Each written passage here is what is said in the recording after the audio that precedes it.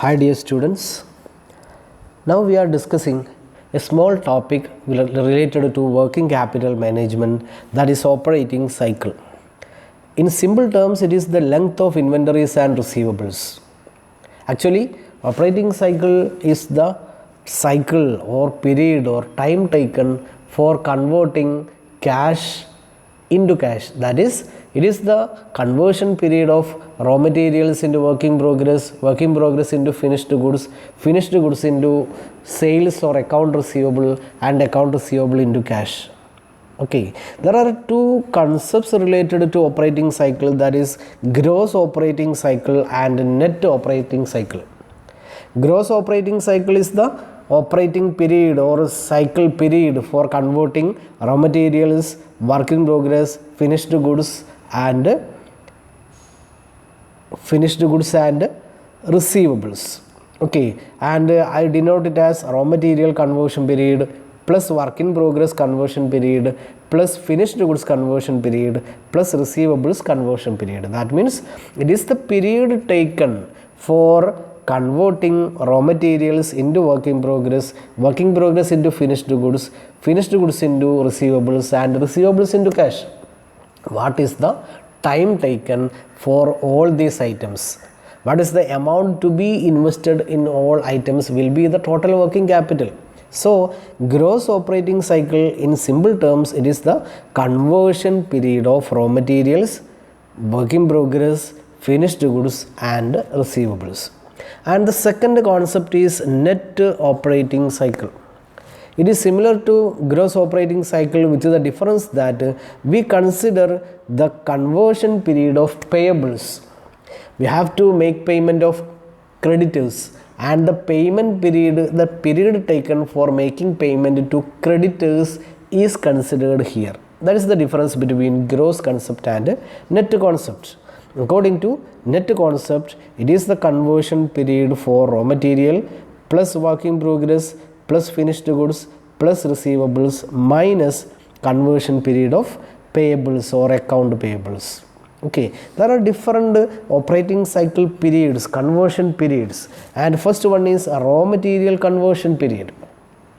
Raw material conversion period means the period taken for converting a raw material purchased into work in progress. Okay, it is calculated using the equation average stock of raw material divided by raw material consumption per day.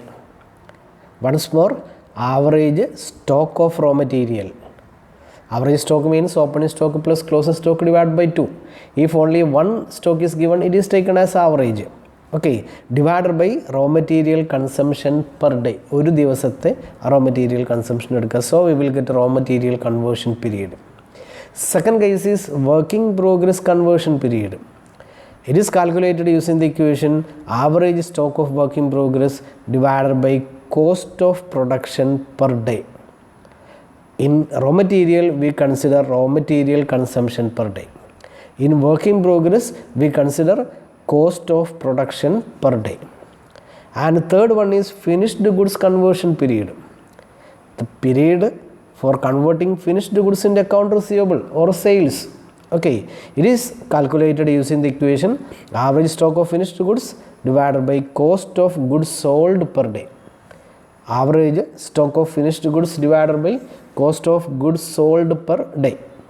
And lastly, receivables conversion period, account receivable conversion period. It is equal to average debtors outstanding, average debtors, opening debtors plus closing debtors divided by 2. Okay, divided by credit sales per day. These are the simple direct equations for calculating each elements of operating cycle. Okay, then next we will discuss approaches to estimation of working capital under operating cycle method. Under operating cycle method, we will estimate the total working capital required. So there are two approaches for this purpose. First one is total approach. In this approach, we consider all costs including depreciation. We consider all sales, all debtors including profit margin. So here we does not ignore depreciation. does not avoid depreciation. Depreciation will be a part of cost.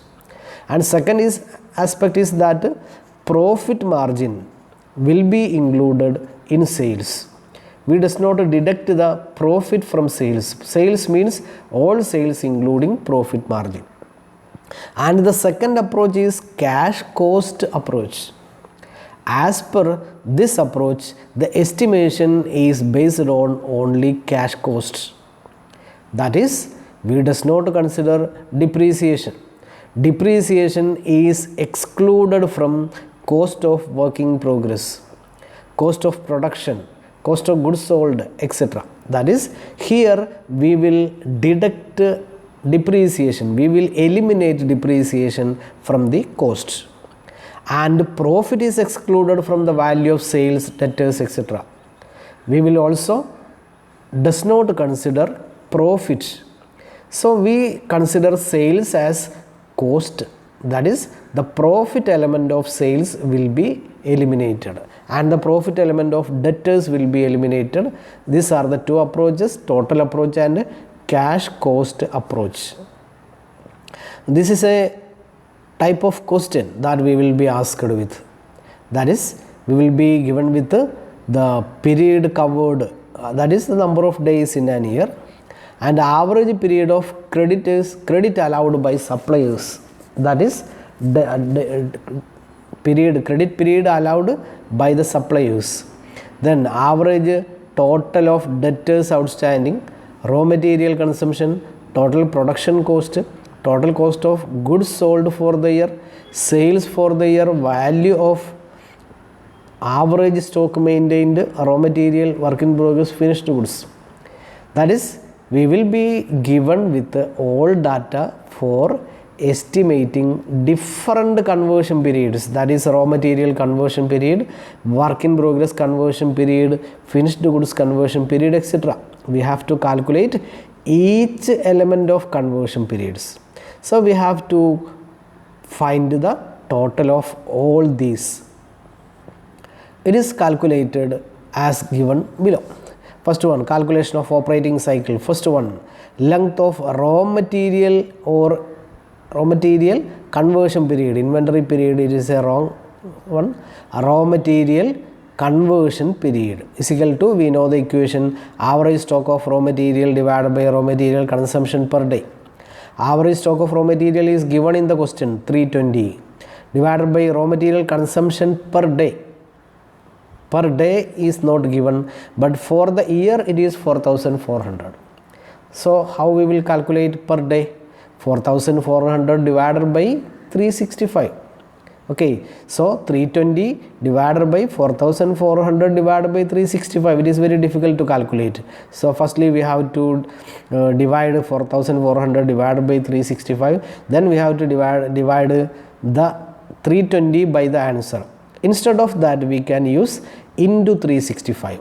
4400 divided by 365 ന് പകരം നമുക്ക് എന്തെന്ന് എഴുതാം, 4400 എഴുതിയിട്ട് into 365 എഴുതാം. Okay, so 320 divided by 4400 into 365 is equal to 27 days. That is length of raw material conversion period.